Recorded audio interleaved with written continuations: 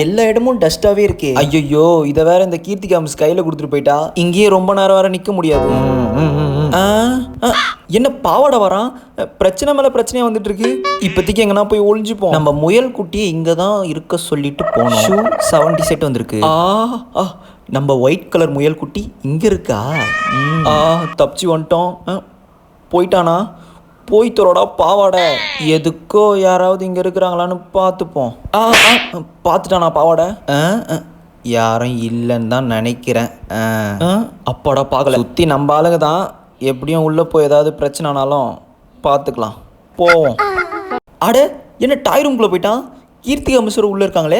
Tie வந்து 50 sets வந்திருக்கு. White cloth ஒரு 10 செட் வந்திருக்கு. குண்டை இப்போ எதுக்கு உள்ளே வந்திருக்கான்னு தெரியல. இந்த முயல் குட்டியை இப்படியே அமுக்கிட்டு வேண்டியது. இதெல்லாம் ஒரு பொழப்பு இவனுக்கு. டேவிட் வேலை உள்ளே இருக்கான். கீர்த்திகா மிஸ் வேற வெளியே வந்தால் நம்மளை எப்படியும் தேடுவாங்களே. சத்தடா யுகேஷ.